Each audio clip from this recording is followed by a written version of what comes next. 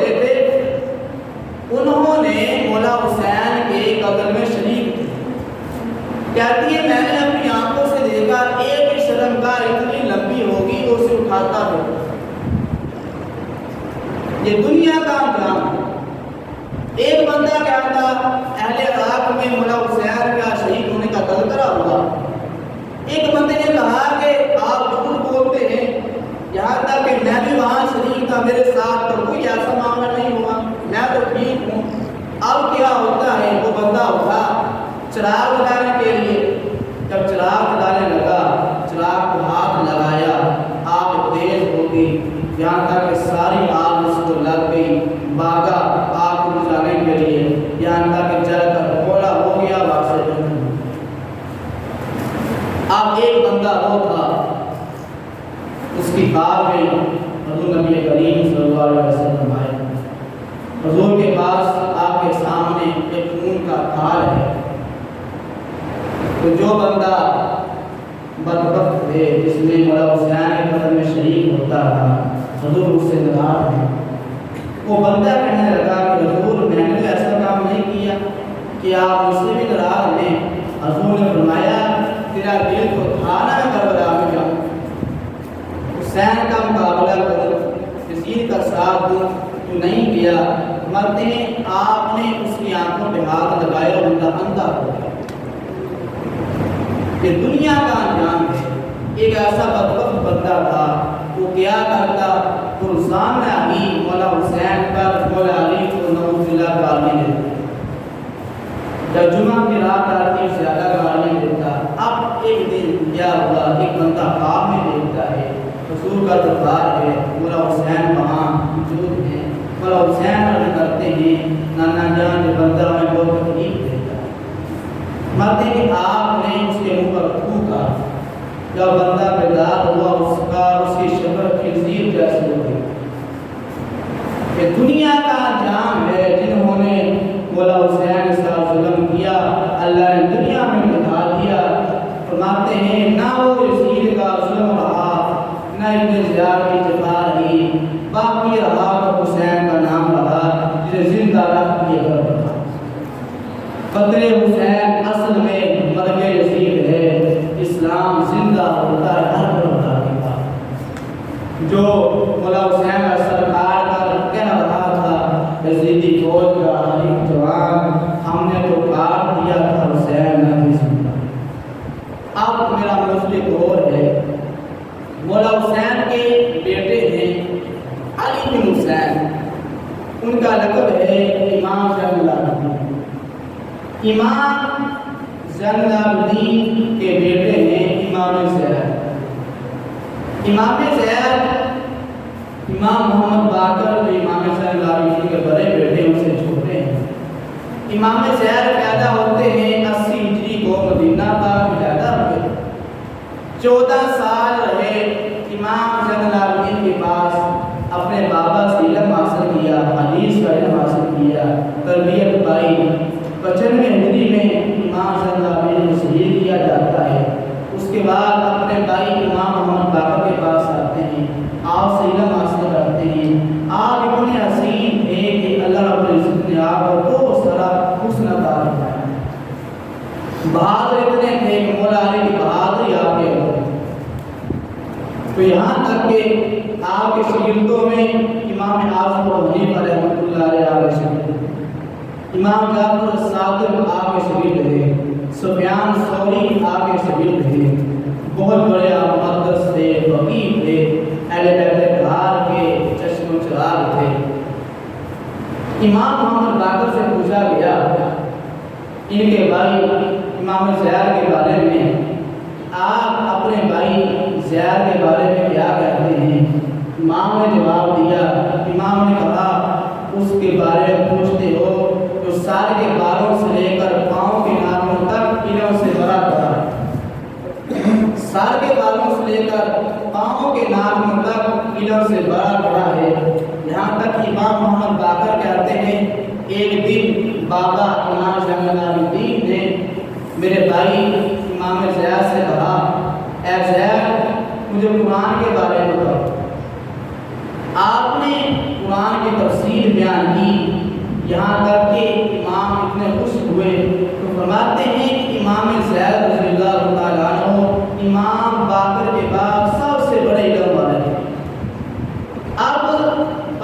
بدل یہ ہے، عبد الملک جب مرا اس کے وہاں آگے 4 بیٹے تھے، ان میں ایک کا نام ہشام تھا۔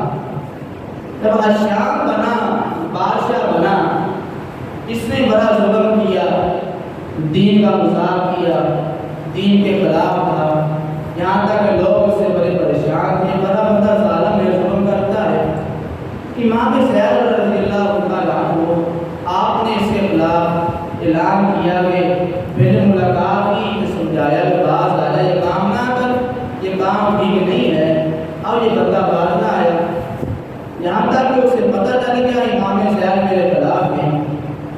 اب آپ کوفہ میں تھے، کوفہ والوں نے کیا کیا، امام کے پاس ہے، امام ہم آپ کی بیعت کریں گے، آپ ہمارے امام ہیں۔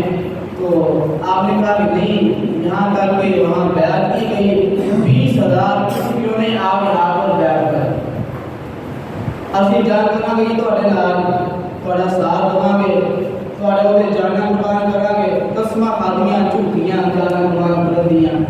آپ امام جعفر صادق نے کہا کہ چاچا جان یہ کوفی بے وفا ہے، یہ کوفی بڑے بے وفا ہے، انہوں نے پہلے میرے دادا کو شہید کیا، مولا علی کو شہید کیا، میرے دادا مولا حسن کو شہید کیا، میرے پاپا مولا حسین کو بلایا، ان کے ساتھ ظلم کیا گیا، مسئلہ چھوڑ دیا گیا۔ چاچا جان یہ بندے بد کردار ہیں، بے وفا ہیں، آپ ان کی بات نہ مانیں، لیکن آپ نے علم حق بلند کرنے کے لیے جہاد کا اعلان کیا۔ جب جہاد کا اعلان کیا، 20,000 کوفی آپ کے ساتھ ہیں، کوفہ کا گورنر اس کا نام ہے یوسف بن عمر، اس نے آپ کے خلاف فوج بھیجی۔ جب جنگ کا وقت آیا، بالکل جنگ کا وقت تیار ہے، آپ شیعہ یہ کوفہ والے امام زید کے پاس آتے ہیں، آ کر کہتے ہیں آپ کا سیدنا صدیق اکبر اور فاروق اعظم کے بارے میں کیا خیال ہے؟ آپ کو ان کے بارے میں کیا خیال ہے؟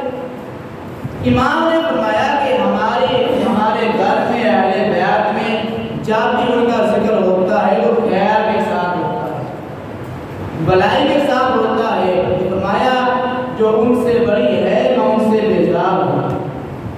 حالانکہ آپ کو علم تھا کہ میں نے ایسا بھائی سارے بھاگ جائیں گے، آپ نے یہ کہہ دیتے اچھا ٹھیک ہے جان کا لو اس سوال بھاگیں پوچھ لینا، لیکن آپ نے وہاں بھی حق بات وہ کہا ہم ان سے پیار کرنے والے ہیں، ان سے محبت کرنے والے ہیں، ان کا ذکر ہمارے گھر میں خیر کے ساتھ ہوتا ہے، بڑائی کے ساتھ ہوتا ہے۔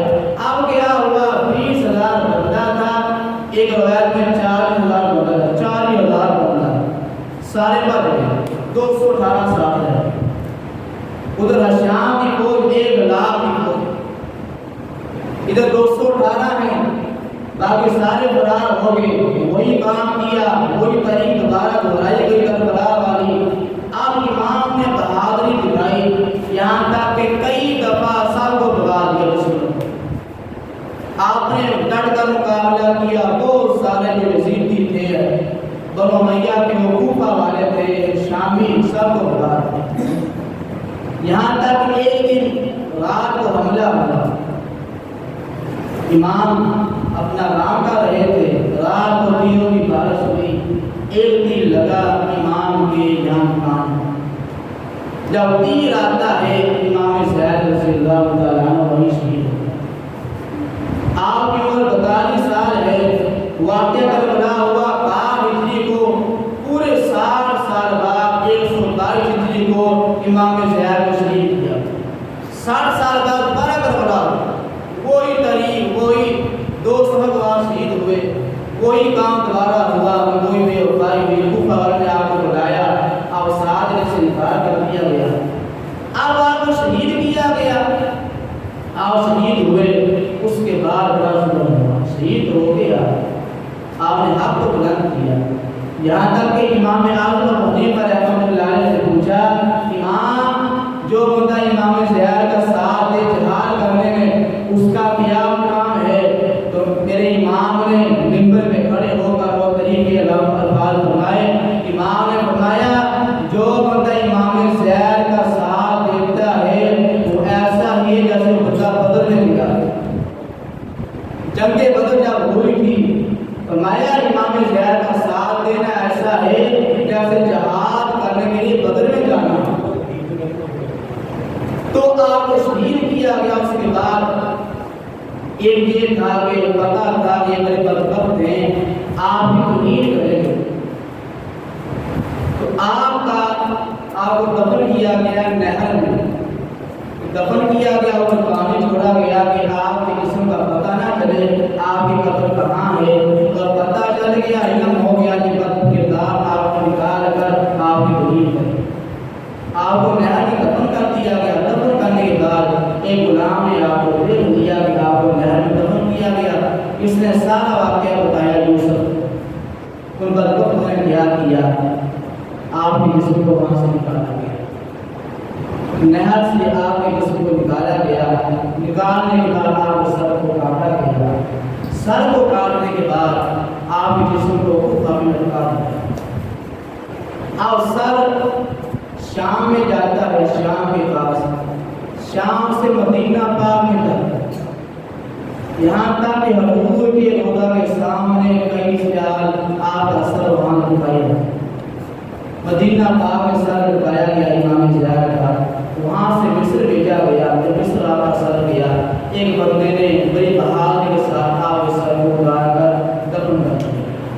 اب آپ کا جسم پاک کوفہ میں 4 سال آپ کے جسم کو شہید کرنے کے بعد وہاں لٹکایا گیا، 4 سال بعد، یہاں تک کہ لوگ کہتے ہیں آپ کے جسم سے خوشبو آتی تھی۔ 4 سال 3 سال الشام رہا، الشام کے مرنے کے بعد اس کا بھائی ولید آیا، اور ولید نے قیادت کی داری دکھائی، 1 سال پھر وہاں لٹکایا گیا۔ اب 1 سال کے بعد ولید کہتا ہے ایسا کرو، نعوذ باللہ، ان کو وہاں سے اتار کر آگ لگا کر ان کے جسم کو ہوا میں اڑا دیا گیا۔ آگ کے جسم اتارا گیا، اتار کر آگ لگائی گئی، آگ لگانے کے بعد آگ کے جسم کی راہ کو ہوا میں اڑا دیا گیا۔ طریق نے اتنا ظلم ہوا اہل بیت طہار پر، سادات کرام پر، یہاں تک انہوں نے اپنی قربانیاں دی، حق کی خاطر علم کو بلند کیا، لیکن اپنا سر نہیں جھکایا، اپنی جانیں قربان کر دی، ہر چیز کو اللہ کی راہ میں قربان کر دیا، لیکن نانے کے دین پر آنچ نہیں آنے دی۔ یہاں تک کہ بنو امیہ کے دور میں سداد کو زندہ دیواروں میں چنوا لیا گیا، بہت سارے سداد کو شہید کیا گیا، اور سب یہ سارے کرب و بلا کا جو واقعہ ہم نے سنا بیان ہوا کہ حق کی خاطر ڈٹ جانے کا نام ہی مولا حسین، حسینیت ہے۔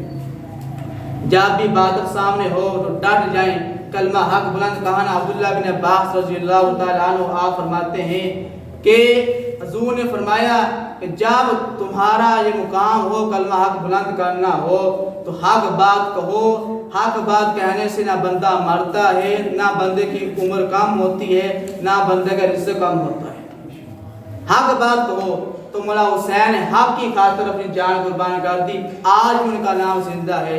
حسینی کردار یہی ہے۔ ایک آخری سوال یہ ہے کہ مولا حسین کربلا میں ہیں، آپ کربلا میں ہیں، ادھر یزیدی فوج ہے، ادھر مولا حسین ہے، اذان بھی وہی ہے، کلمہ بھی ایک ہے، لیکن کیا ہے، نماز ادھر وکری ہے، ادھر وکری جماعت ہے۔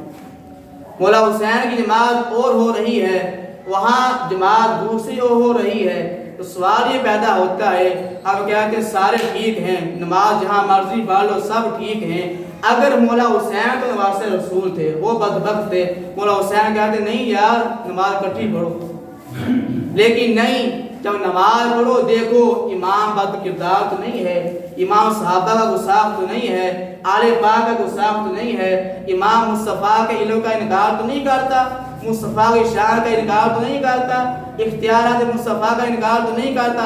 اگر امام ایسا ہے جو مصطفیٰ کی شان کا انکار کرنے والا ہے، صحابہ کو برا بھلا کہنے والا ہے، اہل بیت طہار کی بے وفائی آپ کی گستاخی کرنے والا ہے، اس کے پیچھے نماز ہی نہیں ہے۔